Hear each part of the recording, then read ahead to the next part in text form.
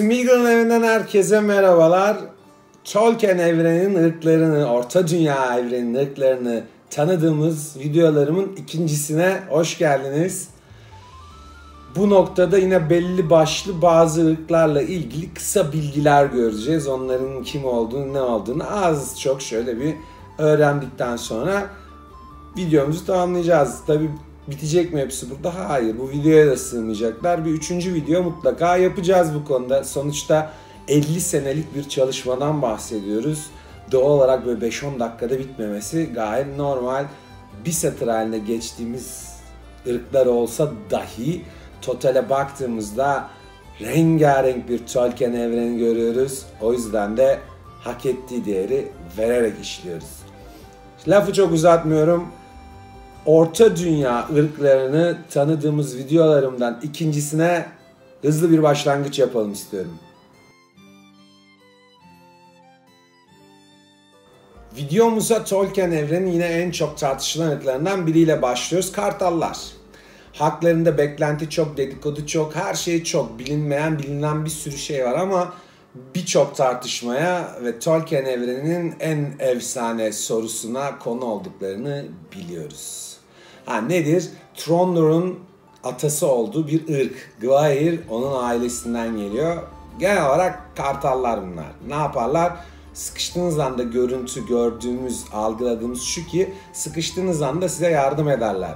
Hayır, öyle değil. Manwë isterse yardım ederler. Çünkü Manwë'nin hizmetkarı olan bir gruptan bahsediyoruz. Kendi kültürleri var, kendi dilleri var. Öyle yani birisi bir şey istedi diye yapan bir gruptan bahsetmiyoruz. Yüzüğü niye taşımadıklarını, klasik soruyu eğer tekrar ve tekrar cevaplamamız gerekirse konuyla ilgili videomuzun etiketi şu an yukarıda çıktı. Hemen arkasından Nehrin Hanımları geliyor. Nedir? Adı üzerine Nehrin Hanımları, su kenarında yaşayan bir ırk. Daha çok peri tadındalar. Bilinen iki isim var. Biri Altın Yemiş, diğeri Nehrin Hanımı. Bunlar Tom Bombadil sayesinde bildiğimiz iki isim.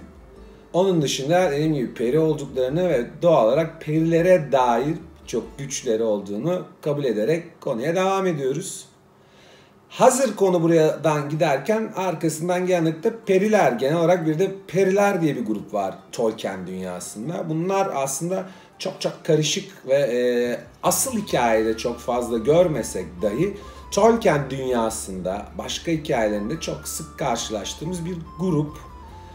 Gayet kalabalıklar, klasik olarak fiziksel değil ama mental açıdan farklı maceralara sürükleyebilen, etkileyebilen varlıklardan bahsediyoruz. Bu noktada Uruk-hailere geçelim, tam zıttı olsun. Son derece kuvvetli bir fizik, acayip derecede saldırgan bir ırk, ancak orada da o zeka pırıltılarının çok fazla olmadığını görüyoruz. Bu yok demek değil tabi ama hani en kuvvetli güçlerin akılları olmadığı da çok açık. Uruk-hai bildiğimiz gibi Kara-Lisan'da ork halkı anlamına gelen bir kelime. Mordor ve Isengard'ın hükmü altındaki bir ırktan bahsediyoruz.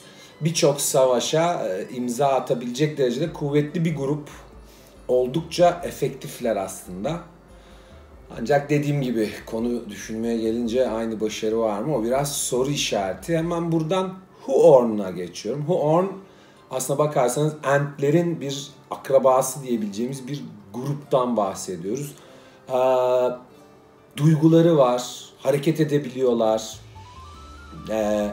Bir şekilde hani kendilerini çobanlık eden Entlere benzeyen özelliklere sahipler. Aslında biraz arada bir ırktan bahsediyoruz.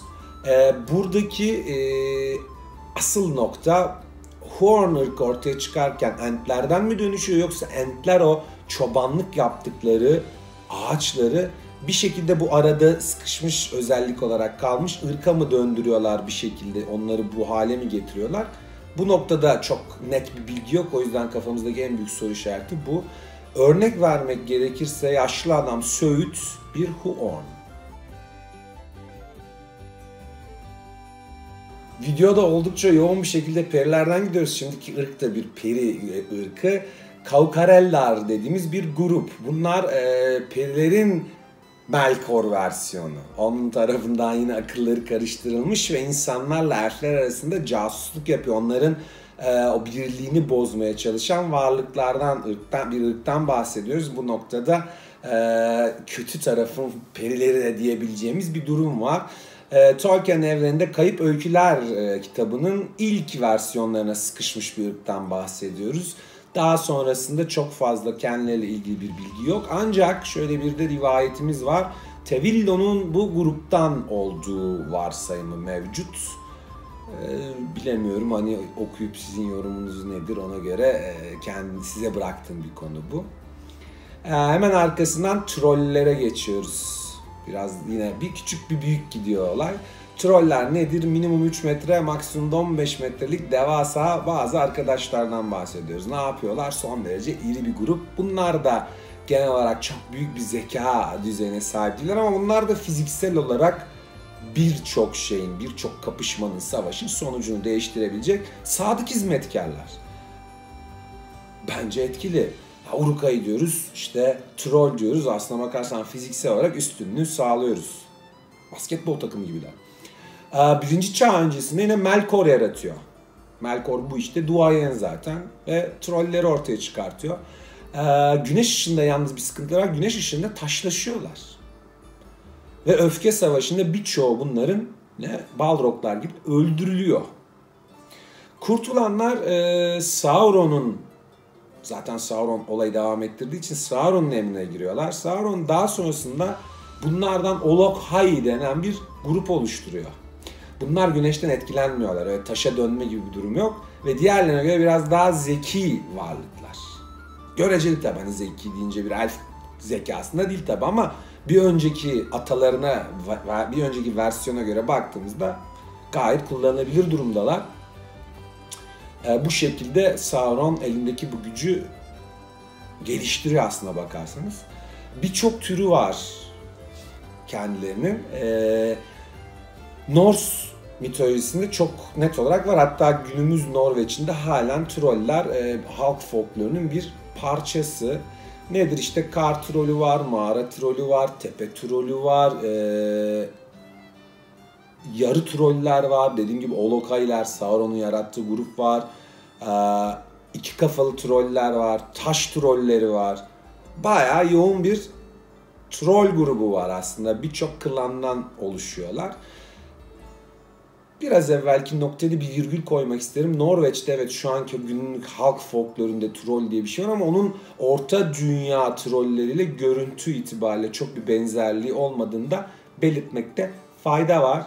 Buradan Wereworms'a geçiyoruz. Bu toprak yiyenler diye bizim kendimize çevirdiğimiz grup. Bunları genel olarak Hobbit hikayelerinde görüyoruz.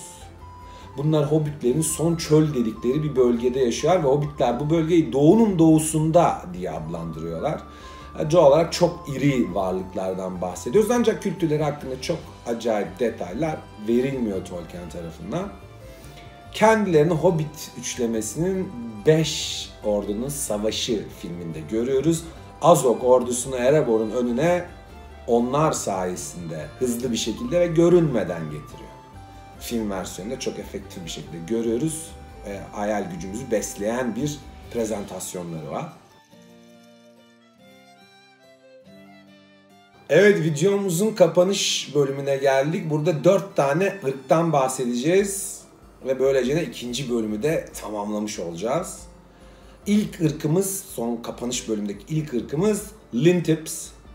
Bunlar küçük yine perivari yaratıklar. Bunları Tom Bombadil'in ağzından duyuyoruz. Bir Zamanlar isimli bir artık şiir, şarkı nasıl adlandırırsanız orada geçen bir ırktan bahsediyoruz. Evet, çok bilgi yok haklarında. Ancak Tom Bombadil'in bunlarla iletişime geçtiği bilinen bir hikayede bilinen bir nokta. O yüzden de her ne kadar Tolkien ırkı çok anlatmadıysa da ırklar diye bir video yaparken içinde yer almayı bence hak ediyorlar. Arkalarından Warg. Eski Norse'da Varg kelimesinden, kurt anlamına gelen bir kelimeden türetiliyor bu isim Tolkien tarafından. Bu noktada eski Norse telaffuzundan çok emin olmadığımı belirtmek istiyorum. Kendileri kurt soyundan üretiliyor, değiştiriliyor. Mordor'un ve Isengard'ın orklarının binek hayvanı olarak görüyoruz aslında. Yaratılış itibariyle kötü karakterler değiller. Ancak kinci, böyle çok da iyi niyetli olmayan bir tabiatları var. O yüzden kötü tarafın o sinerjisiyle birleşince mutasyonu tamamlıyorlar ve artık ne yazık ki kötü taraftalar. İri fizikli ve akıllı bir ırk bu. Ancak dediğim gibi karşımıza genel olarak hikayede binek hayvanı olarak çıkıyorlar. Cüceler nedir? Dağların altında uyanan, dağların altında yaşayan Aule'nin çocukları. Bu kadar diyeceğim çünkü cücelerle ilgili gayet renkli ve güzel olduğunu düşündüğüm bir videom var. Etiketi çıktı. Seyretmeyenlere %100 tavsiye ettiğim bir video. Oldukça detaylı, birçok bilginin olduğu hareketli bir video. O yüzden tavsiye ediyorum. Kapanış ırkımıza geldiğimizde ise yine ilk bölümdeki gibi süslü bir ırkla kapatmak gerektiğini düşündüm. Ve bu videodaki son ırkımız elfler.